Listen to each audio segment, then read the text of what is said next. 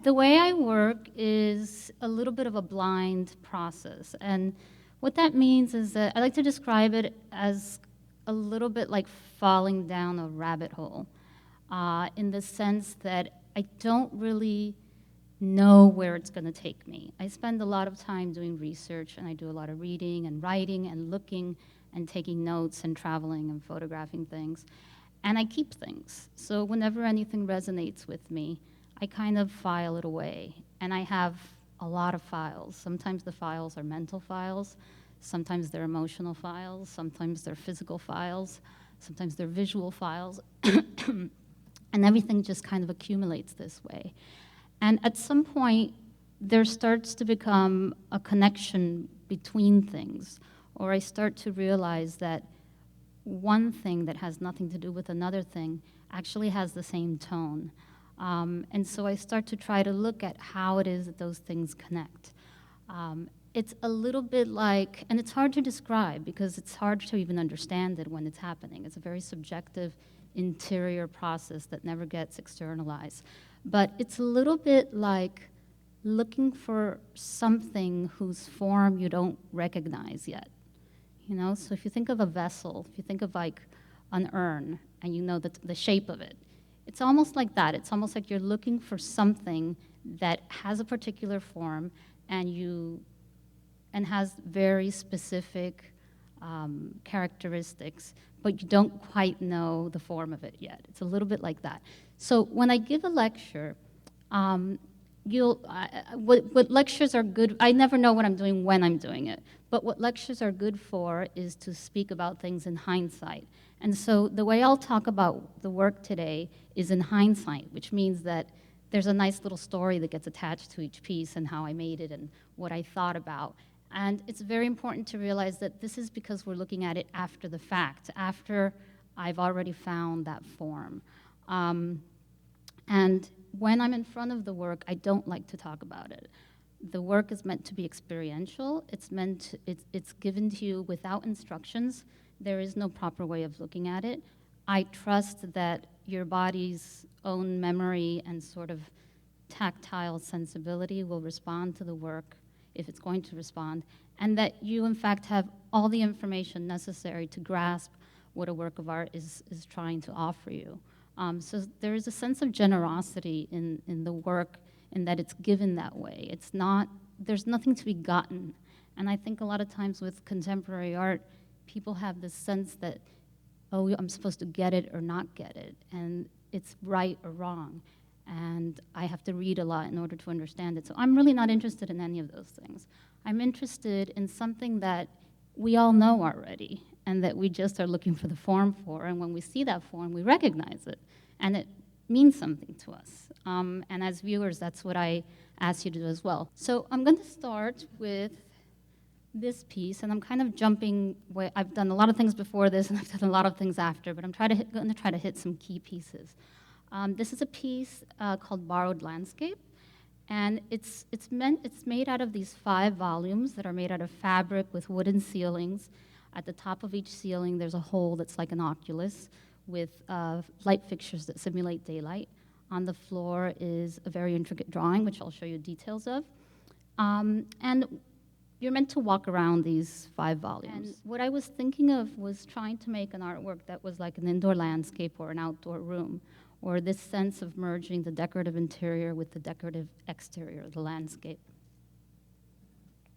And at the time, I was doing a lot of research and was really interested in 17th century formal gardens, like Vaux-le-Vicomte, which most people haven't been to. The one that people are most familiar with is Versailles.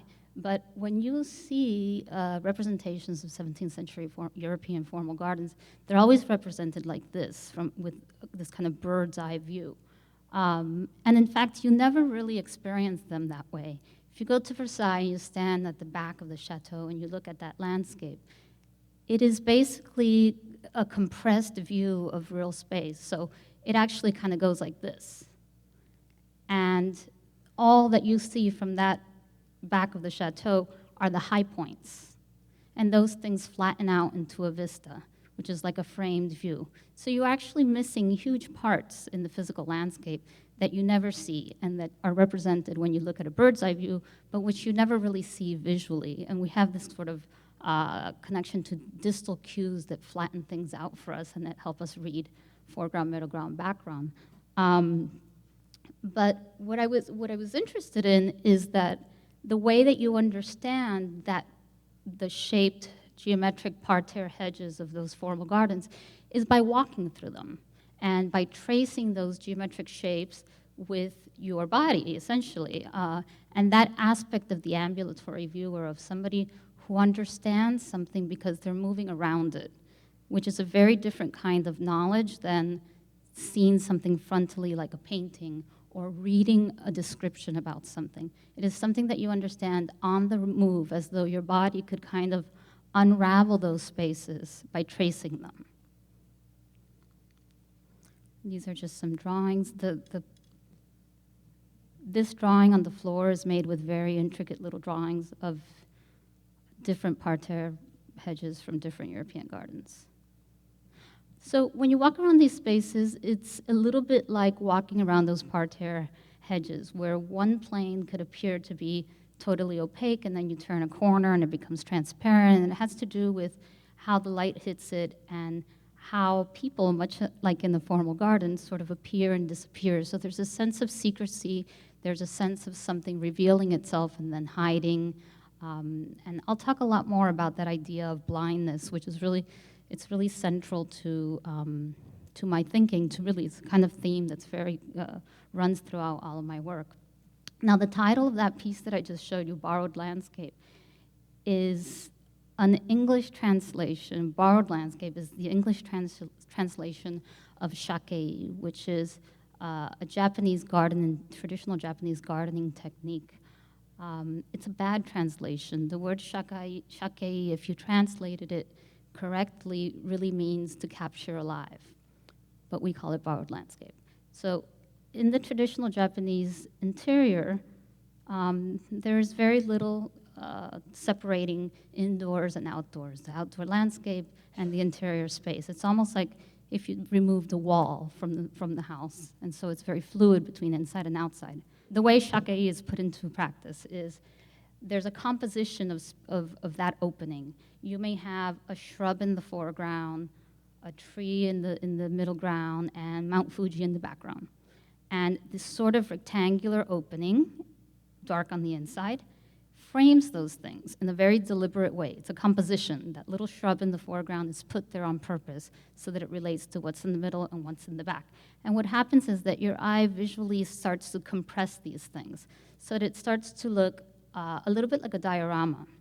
The first time I went to Kyoto, I was 15 years ago, I was struck by one temple in particular named Nanzenji, where I walked into a space that was a little bit like this. It was just a darkened interior, and there was a red lacquer table in the middle of the space and nothing else.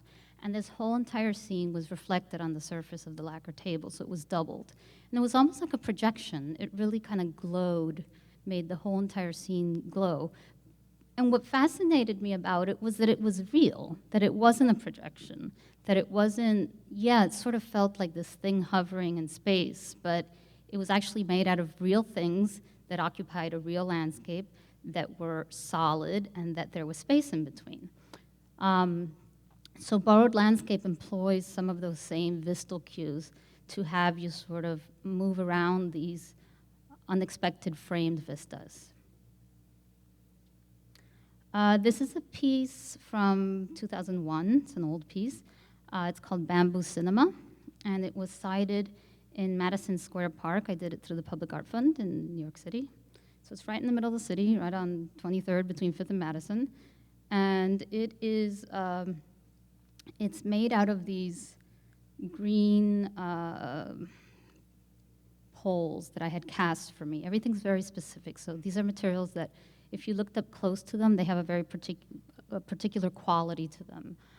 You, for example, see them as green, but if you came up close, you'd realize that they were actually see-through and had these tiny little green lines embedded into them. So everything's very specific. It is basically a kind of labyrinth made out of concentric circles. and you're meant to sort of walk around them. And bamboo cinema was based on some references to zoetropes and early cinematic devices. I'd like to point out this is all very low tech. In fact, all of the things I'm going to show you are based on the most low tech versions of the cinematic in our experience. And the idea of cinema and our cinematic way of thinking of things is something that's of interest to me. The way that we dream and remember and we think about things sequentially and framed is a convention of cinema. People who lived 300 years ago didn't think like that. So it's a particular condition of our cultural moment and the product of our cultural experiences, as well as how it is that our eyes work, just as human beings in a very universal way. So what I want to do is, I want to take this and kind of explain it, because people think they know how this little apparatus works, but I want to slow it down and really go step by step and show you a little bit how bamboo cinema would function in real space. So we'll use this little early film study by Muybridge to illustrate it, but it's called persistence of vision. And what that is if we are watching a movie, the film is being projected, we all know that that film is made out of a kind of film strip, and that film strip is made out of frames, which are just photographs. They're individual photographs, many, many thousands of them. What happens if you slow that down is that one frame appears, it's projected. What a projector does is just put light through it and project it up on the wall or on a screen. First frame is projected, the shutter closes. The second frame is projected, shutter closes. And that shutter closing is like it's so beautiful and important for me, because it's a pause. It's like the pause between words in a sentence. But what happens in that pause is that first image is projected, shutter closes. Before that second image is projected, the first image leaves an impression on the back of your retina. So it's a ghost image. The image isn't there anymore, the shutter has closed. And then the second image appears. So it appears that all of these are connected, that they're all flowing into one another, but it has less to do with the apparatus of the projector or with the camera or with the screen that's being projected on than how it is that your eyes work. You hold that ghost of an image in that split microsecond between one image and the next. So if you were walking around bamboo cinema, this is exactly what would happen. You could be standing still and see somebody running by, and they would appear in and out of these little moments. You could be standing still and see a cab going by down Fifth Avenue, and that yellow cab would just go into the piece and go and just distort as it went through. And essentially what it is that each of these verticals is a shutter. So you see something between the poles, and then you don't. Then you see the pole over and over and over again. And you could control the speed. You could run around it, and you could make that pattern happen very quickly, or you can slow it down. So it really was like this kind of early cinematic device that was just made on a big scale. When I installed this in Madison Square Park, it was right when Crouching Tiger, Hidden Dragon had just come out. And we had some maintenance issues because people really wanted to explore their athletic abilities. And it was, there was a lot of joy taken in it, but everybody would just wanted to really kind of fly over this thing and bend the pieces of plastic as though they were bamboo. So this is fire, which you've all seen here. And I want to point out how pleased I am with how it was installed and how nice it looks on the dark wooden floor. It gives an entirely different tone to the piece. When this piece has been installed in other places, it's always been against a kind of concrete floor, like in this image. And it's somehow spookier looking with the dark floor, more ominous looking in a good way. So thank you for doing such a good job of that. When I made this piece, I was thinking of how I could create an artwork. First of all, in my mind, I thought it was like the stupidest piece in the world and the biggest cliche. As every sort of good piece is, it starts out as a cliche. I remember I made another piece. I was obsessed with making a rainbow of some sort, and it took me years to figure out how to do it in a way that didn't seem absolutely stupid, because they're images that we're conditioned to seeing in this very iconographic, clever, superficial way. So same thing happened to me with fire. I wanted to somehow grasp this or hold it still for a minute, the behavior of fire, not the image of fire, but the behavior of fire. And this is a good illustration of why it is that you have to see the pieces in real life. Because you know that when you walk around that piece, it's sort of moving, and you're moving, and the way your eyes are perceiving it are moving. And so there's a whole dynamic quality to looking at this piece that isn't passive, just like in borrowed landscape, just like in bamboo cinema. And there's a participatory aspect to it, where the viewer is not just a kind of spectator, but also a performer, also the person who completes the circuit of meaning in the work. And I like to talk a little bit about how my viewer, the viewer that I imagine, or the viewer that I imagine being when I look at artworks or anything in the world, is more like a reader. So when you read, you can read something really superficially, like a magazine blurb, or you can invest in what you're reading, and you actually start to identify with what you're reading and characters or plots or situations, so that they become an extension of you. There's nothing passive about that. You're creating images, you're constructing images in your mind's eye. They have less to do with the words you're reading and more to do with the very subjective, internalized process of constructing images. So that's my viewer. My viewer is that viewer-reader that does the same exact thing. And fire is really the same exact principle of persistence of vision that I just described.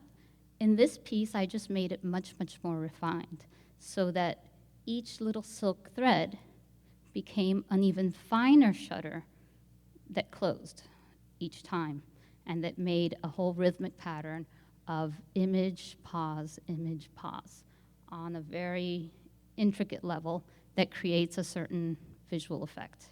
Because I have really good images of how this piece was made, I wanted to walk you through that, because I think that what lectures are good for is to show how it is that one arrives at an idea, or basically everything you don't want to say when you're standing in front of the work itself. Like, I don't want to mess with your experience of the work. You guys know how to do that already.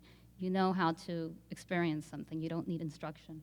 But in a lecture, I think it's a good opportunity to show, all those kind of curious questions, the queries that people have. So how long did it take you? And when did you do this? So this is the moment to indulge in that kind of question. I worked on this piece with the Fabric Workshop and Museum in Philadelphia, and I had a really amazing project manager whose name is Marianne Friel, who worked very closely with me on this. And it was a very technical piece, so not technological, but technical. It was actually very low tech, but very intricate. And again, I make that reference again to so much ancient art that is very technical. You look at bronze castings from Western Africa, and they're incredibly sophisticated and intricate and specific and technical. They're just, technology has become a kind of sloppy word, I think, in its contemporary use, where it basically means a computer. So if you just kind of shift that notion of what technology can mean, like technology can be a hand tool. It helps to understand my working methods. So the early models of fire are these really clumsy pieces of curved plastic that just looked really they weren't going anywhere. And then we visited this textile company in Long Island City, one of the last of its kind, actually. It's not there anymore, at least in this country, one of the last of its kinds. And they were known for reproducing a lot of historical fabrics that you may see in the White House, for example. Very beautiful, intricate brocades. And Scalamandre led us into their factory, and we walked around and basically saw loom after loom, mechanical looms, of shiny silk thread being woven on these mechanical looms. So you have to imagine being in a space with, 30 of these things that you're looking at in this image moving, And the key word is moving, because there was something dynamic about it. So instead of you walking around fire, which makes it move, the looms themselves were moving. And I thought, that's precisely the effect that I want to try to capture. So then it was a whole exploration of how to do that. And the reason why I like to show these images is because people assume that artists know how to make something, and it's not true. In fact, every single time that I make something, I have to figure out how to do it. I've never bought anything at Home Depot. I don't walk around the hardware store and say, hey, that's a cool material, that'll work. I basically have to invent how to make something each and every time. And as you can see from my materials, the material is dictated by the idea and the concept and what it needs to be, not by what's available or what I like in any kind of superficial way. So this is silk being dyed by them commercially. And so we bought a bunch of raw silk from them, which was a whole lesson, a whole world in and of itself. You can buy silk that is twisted a certain way that catches the light another way. You could, there's different thicknesses. This is all very sort of handmade. If you take silk to its origin, to its sort of raw state, you almost immediately have to start making decisions about what the quality of those things are going to be. So we worked with a weaver in Philadelphia, who in the most ancient way possible engaged in the act of weaving and finished the top and the bottom of those threads so that they could be stable. That part that she wove is what's hidden underneath that metal plate that you see at the top of this image. So you don't see it, everything just appears to be floating, it's hidden away. After that, we had to do a lot of tests, again, very low tech, to figure out what would create that kind of optical illusion and to really test how our eyes work and that sense of perception and depth perception. I, by the word, personally loathe the word perception because it's a word that gets tossed around a lot, like sort of anything gets lumped into it, like kind of optical, kind of scientific-y, oh, it's perception. And it doesn't really mean anything. I mean, perception has to do with, your memory, it has to do with your history, it has to do with language, it has to do with, all your physical body in space. Those things are perception too. Perception is just a kind of sloppy, lazy word. But in order to test what would happen, let's say, we had to take different panels and start to move the distance between them to come up with exactly the right distance to create that effect. So if I put two of those panels too close together, they would just look like solid red. All you would see is color. If I put them too far away, you would basically see right through them and see whatever was behind the piece.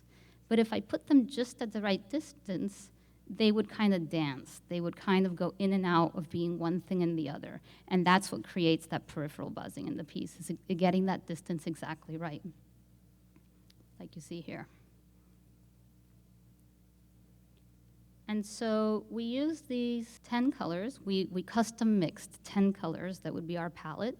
And if you look on the left-hand side of this image, you'll see that there's a little drawing. It's just a little hand drawing on a piece of paper. And that's what we used to make real life, real scale templates. We just blew up that pattern. This is just wood cut out with a jigsaw. And we would use these templates to put on this is basically the ring opened up. It was made out of panels that are about 22 inches wide. And we slowly started to layer silk dye on it. Silk is a really interesting material. I mean, if you look at the piece, you'll see that the whole thing is suspended. So that silk is strong enough to hold up the weight of all that steel. It stretches a little bit, but it actually is what's holding up the bottom ring. It doesn't break. It's strong. When you dye silk, it's not like you're putting color on top of the material. You actually, you layer it on and then you steam it. And so it's changing the molecular structure of the silk. So the color's actually in it, not on it. And you have to put a lot more dye on than what stays on. So it's a very blind process. You have to put about 40% more color than what's actually going to stay. Basically, you have no idea what you're doing. So by the end, it sort of starts looking like a 1970 horror film, like, you know, scenes from Carrie's Prom or something, and it was just really messy and bloody. So each of those panels are then washed many times and steamed. This is a piece called Ink Mirror Landscape, and it's made out of high polished black fiberglass and marble dust. At the time, I was looking and thinking a lot about the clawed glass, which is this early 19th century little device that was used by painters who wanted to paint like Claude Lorraine. And it's usually made out of, it's small, like a postcard size. It's usually made out of glass or obsidian. It's slightly convex. And what landscape painters used to do with it is they used to go out into the landscape, wherever they wanted to paint something, and they would turn their back to the thing that they were trying to paint, that they wanted to, their subject, and they would hold up this little black mirror, and they would see the whole scene reflected in the little black mirror, which to me was a kind of fascinating idea that you could turn your, it's very short. I was interested in the idea that you would turn your back to something in order to look at it. And what it did is essentially what would happen if you, like what we use Photoshop for now, where by doing a certain function, you could get just the highest highlights and the darkest darks. But the idea that you would turn your back to something in order to look at it was really interesting to me, and fed into a lot of these notions of blindness and seeing and not seeing, and how it implied that there was another way to see, that vision isn't just about what you are physically seeing with your eyes. This is a piece called Longing Double Portrait. It's made out of black onyx and glass with silvering on it.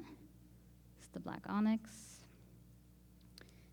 They're convex little mirrors, so you are reflected upside down and reversed in it, and so is everything else.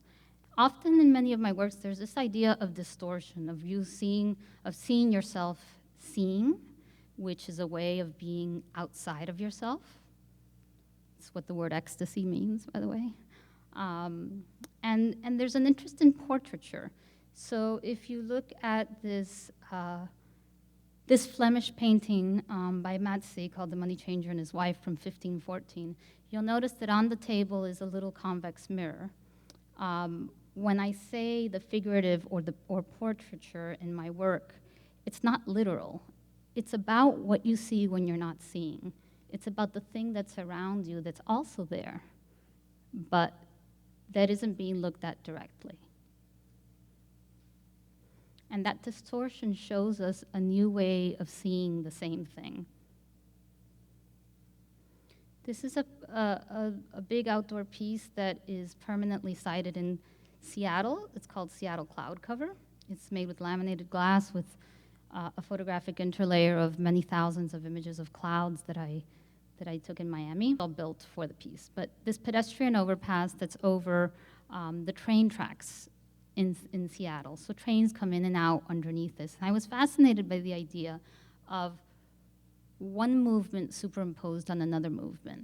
So you walking on this pedestrian overpass with the rumbling and the vibration of the trains and people underneath you.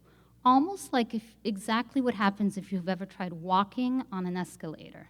There's this disorienting sense of like being out of your own body, of being sort of displaced, where it's one motion kind of changing the other motion. So here's a site, and you can kind of see what happens. That photographic interlayer is made with, it's glass, but it has, in that image, there are lots of little holes, clear openings. And again, we go back to that shutter closing. What you're seeing through that glass If you look to the right, you see Puget Sound. If you look to the left, you see downtown Seattle appearing and disappearing through those clear openings. And that clear opening has to do with the size of your eye. It's like a little peephole that you look through. And as you're walking, because again, you are on the move, you're that ambulatory viewer who's creating all of those little vistas that start to connect together, the city starts to appear and disappear through those little holes.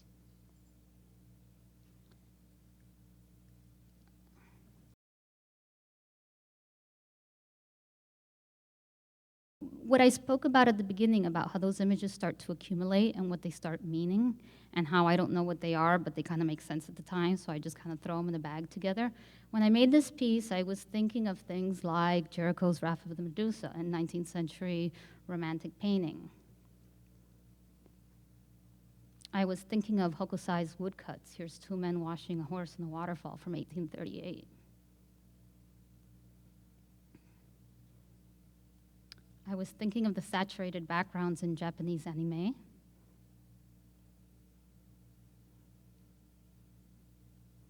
And I was thinking of the surreal and slightly comical, tacky clouds in the backgrounds of Maxfield Parrish paintings.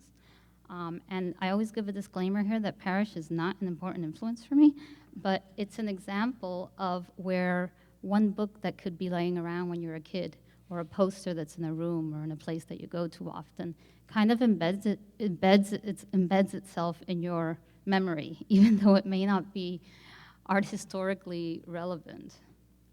I was thinking of the dissolving saturated color that looks like it's just hanging in space of Rothko. And as you see, the piece looks really different at different times of day and different times of the year.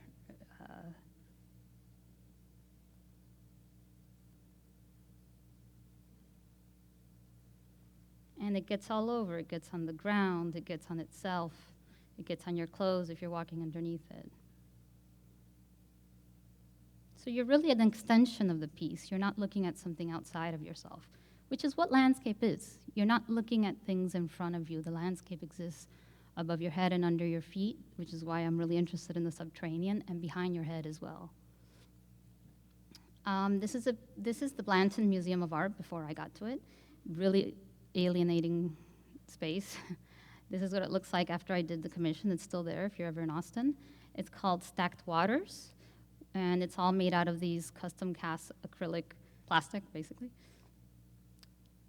And what I did is I basically started, and by the way, Stacked Waters is a reference to a kind of inside joke. It's a reference to Judd's famous presence in Texas. You kind of can't be in Texas without mentioning Judd. And what I did is I took the whole space and I made this gradation that went from blue to white as it went up, so that the piece, as you move through it and you go up the stairs, becomes like a water line, like a shifting water line. Very low tech, nothing's changing, nothing's moving. The only thing that's moving is you in relation to it as you go up the stairs. And I thought, well, this is this really horrible, ugly space. What do I do with it? There was a colony. I mean, there's like an arcade. There are arches in it. And no way to get around them. Like, they were there. And I thought, okay, I'll just turn it into an ancient Roman cistern, and I'll just fill it up with water. I'll pretend that I'm filling it up with water, which is what I did. And the word cistern actually comes from basket. It's meant to hold something. It's to hold water. And so again, like the Judd stacks, it was a box. It was almost like being on the outside of a Judd piece. And when you get to the top of that last step, that white line is about to your ankles, depending on how tall you are. So you're literally sort of stepping out of that container of water.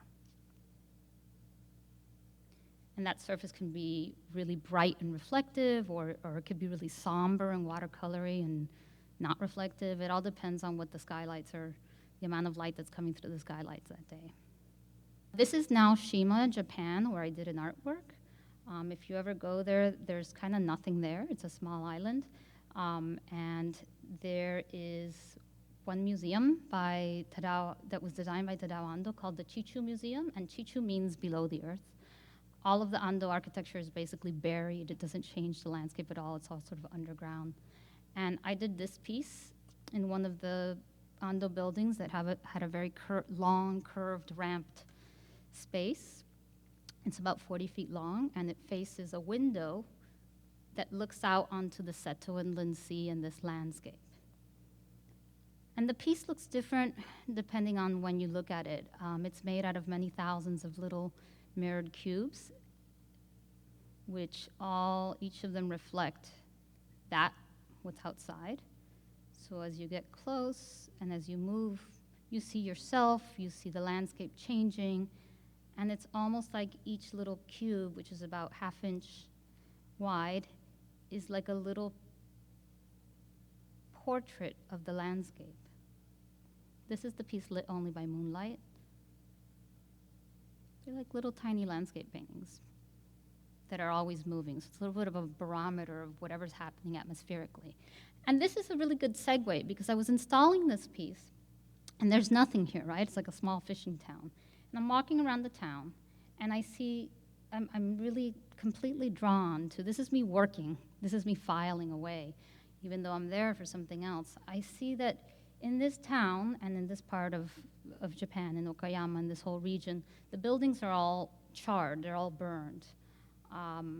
It's called shosugiban, and it's cedar that's burned as the siding of the buildings in order to preserve it, which is kind of an interesting idea that you would burn something so it wouldn't catch fire, or that you would burn something so bugs wouldn't get into it. And as I walked around, I realized I'm walking in a drawing. I'm just, like, every building is a drawing, a charcoal drawing, and I'm in it.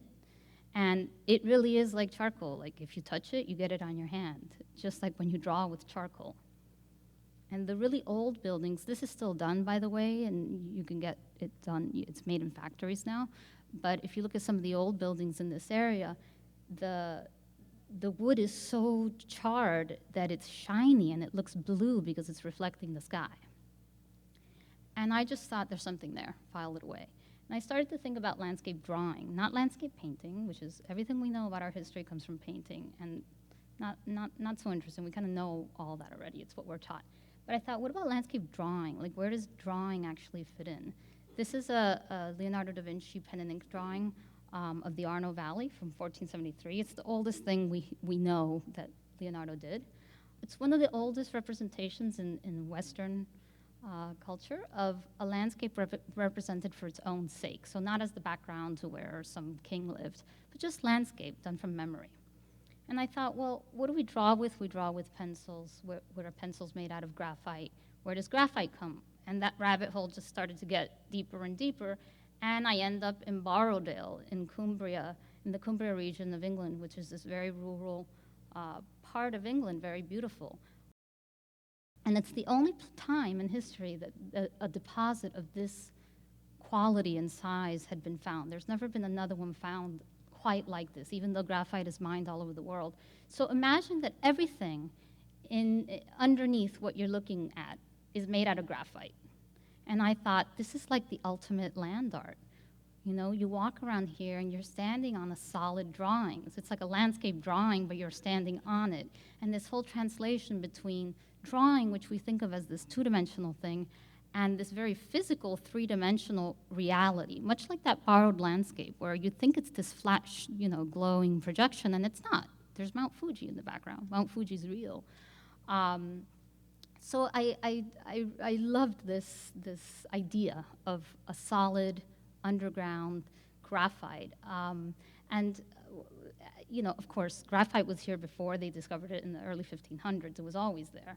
But one little detail that kind of led me down this is sometimes it's the little details that make things come together in one's mind. I had read someplace that the local shepherds used to use the graphite to mark their sheep. And I thought, it's like the earliest animation drawing, a bunch of sheep walking around, this beautiful rural landscape with marks on them. Again, like sheep as ambulatory viewers. This is the entrance to one of the mines. And so I made a lot of pieces using graphite. From far away, they kind of looked like just black rectangles. And as you got close, they would start to catch the light, and you would get these sort of very, romantic 19th century images. Something hiding in plain sight was the idea. Something that was there and not there.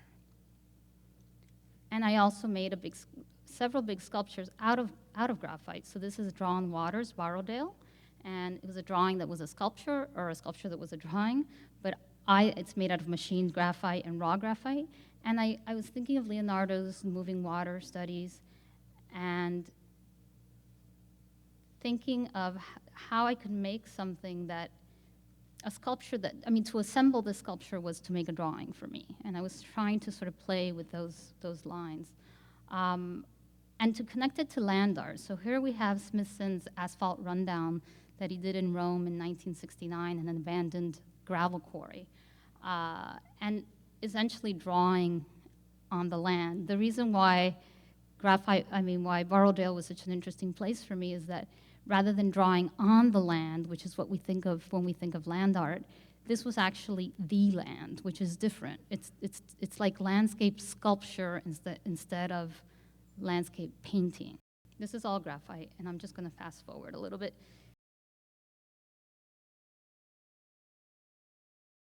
This is a series called Night Writing, and I was thinking about the night sky as a legible surface.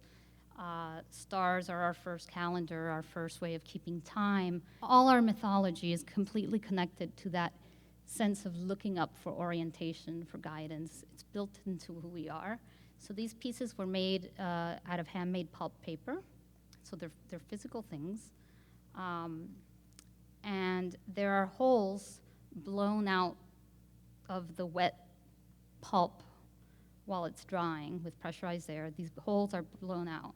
And the holes have a kind of pattern to them.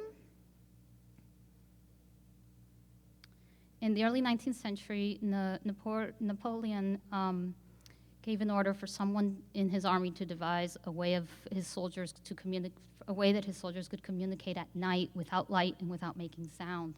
And a captain in the French army named Charles Barbier, this guy, he invented a code called écriture nocturne, or night writing.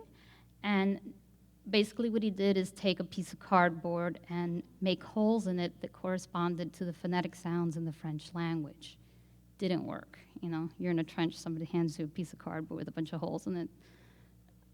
Didn't work, was totally inefficient, was never used. But a couple of years later, he gave a lecture at the National Institute for the Blind, which the first place we even have a National Institute for the Blind is in Paris. At this time, was the only one that existed in the world. And he gave a lecture on his little system, and there was a teenager in the audience named Louis Braille, who basically took this system of Barbier that didn't work on the battlefield and perfected it to make what we know as Braille. And what he did that was essential was he created each cipher so that it would fit on the tip of a finger. And I've always been really interested in that connection between the visual and the tactile. Essentially, it was night writing, Barbier's night writing. All he did was make it easy to absorb on the tip of your finger, which made all the difference in the world. So these pieces, which are kind of big works, are full of Braille writing. And what I was interested in was the abstraction of that writing. It says all kinds of things. Some of it's personal, some of it's epic, some of it's sort of mythological. It doesn't matter what it says. The idea is that the visual, untouchable Braille becomes absurdly illegible to both blind people and sighted people. And that the two languages superimposed kind of obliterate one another, so that every loaded word just sort of becomes the ultimate abstraction of reading, of thinking, of looking. And behind those little holes is a mirror. So when you walk in front of it, it's very dazzling. You know, it kind of picks up the light, and those little holes appear to kind of flicker. I also made a big installation that went with those pieces that was basically trying to make a real-life version of where I could insert the viewer and looking up in the same way. So with this piece, you could walk underneath it, and you could walk up to the balcony and see it from above.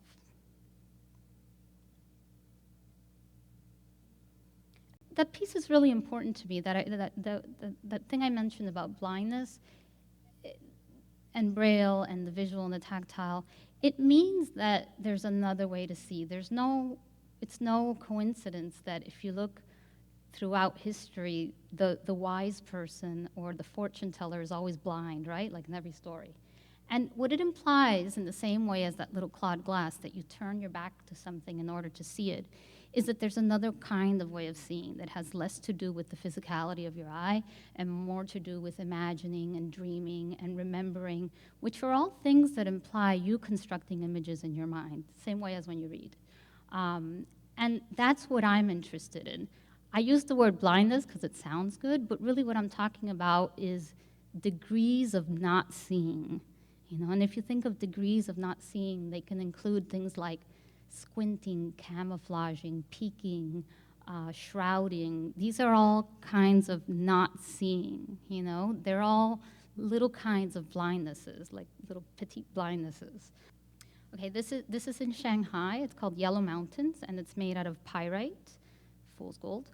And what I did is basically take all these little bits of pyrite, and they're all hanging. And the reference is to Huangshan, which is, Huangshan means Yellow Mountains, which is the iconic mountain range right outside of Shanghai in Anhui province. And this is a place that, this would sort of be like, I don't know, Herman Melville and Moby Dick. This is like an iconic place in Chinese imagination, Huangshan. There's over 20,000 poems written about Huangshan. Most of what you've ever read or seen of Chinese poetry from the Tang Dynasty to the Qing Dynasty is based on Huangshan, the Yellow Mountains. So what I did is I kind of did a topography of Huangshan, and I flipped it upside down so that it would occupy the space above the viewer's head.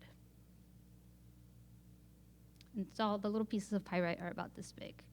And I'm not going to talk about this piece. I'll let the stories. Let the images tell the story. But it has to do with the night sky as well and constellations, and looking up for guidance, information. Everything from Superman to Andromeda to Odysseus. It's all our history is written in the stars, so to speak. And this is an installation that I did in Washington, D.C. recently. And what I did is I took a navigational star chart that I based this pattern on. In the video that I'm going to show, again, low tech, nothing changes. But the space itself and the light in the space makes the piece go through an entire day. So the time lapse is taken from sunrise to sunset. So all I've done is put some things up on the wall. Well, they're nice things, but and it was I got this space as you see it here with this very overzealous architectural situation, and I thought, well, anything I put there is going to have a grid superimposed on it. So what I did is use the grid, and the grid basically makes it look like the navigational star map is actually shifting. And as the real night sky does, in fact. And that's it. Thank you.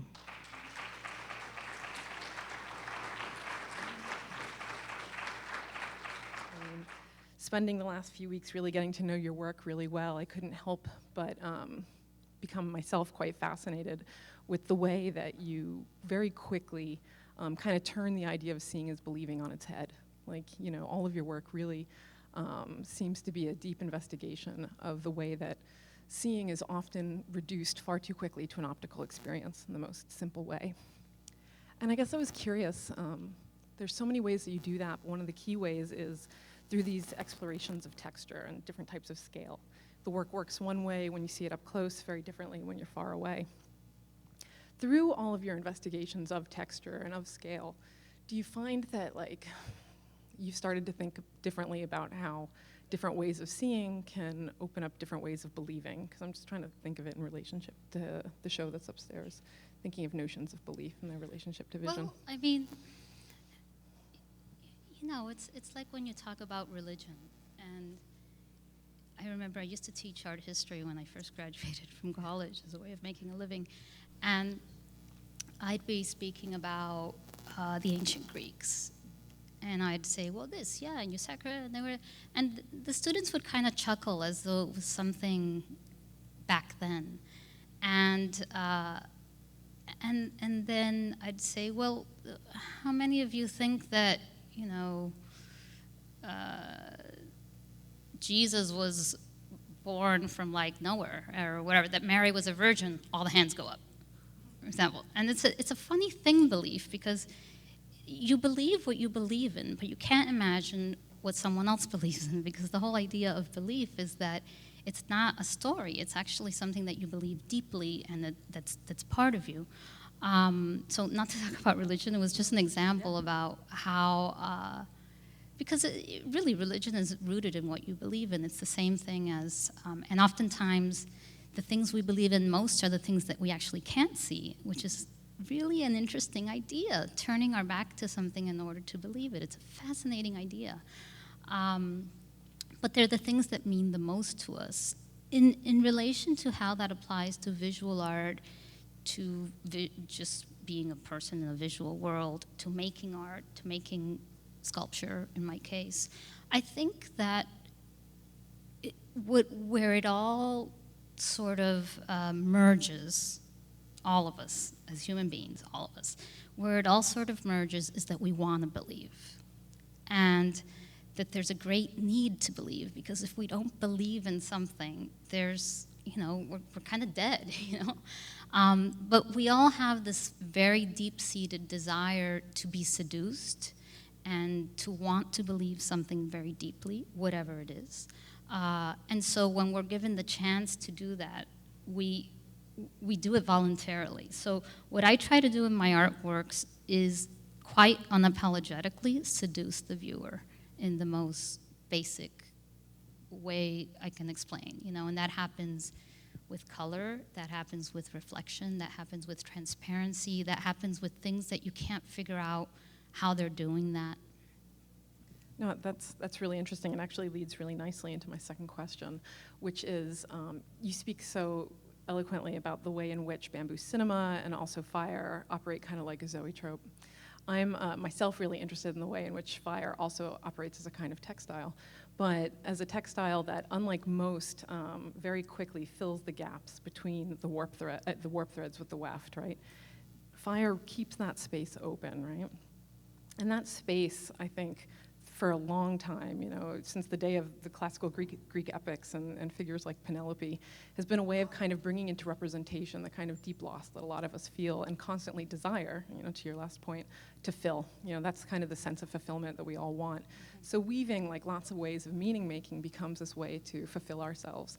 And fire really nicely opens those gaps up, not just to create the kind of visual effect that you were talking about, but I think also to kind of elicit our desires in a certain way. And fireworks, instead of like a textile screen or this type of a screen to support an image and keep it stable, it works almost like a sieve, like our desires pass through it and kind of activates them in some really interesting ways. And a lot of your works do this. You're constantly resisting material as like a stable surface, but instead as a sieve for our desires. Could you talk about that a little bit more, maybe? Mm-hmm. I'm really interested in weaving just on itself, because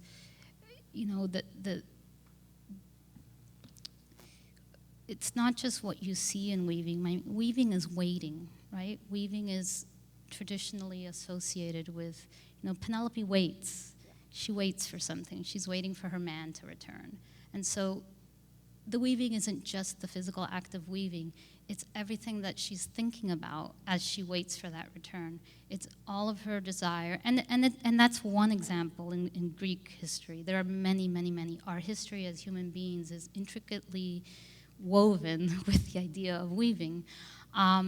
So in that sense, weaving is a pause. It's the exact physical manifestation of that interior space of waiting and thinking and dreaming and wondering and hoping. It's kind of like that rabbit hole that you've been talking about. Yeah, it's your practice. Yeah, so, yeah. It's really interesting.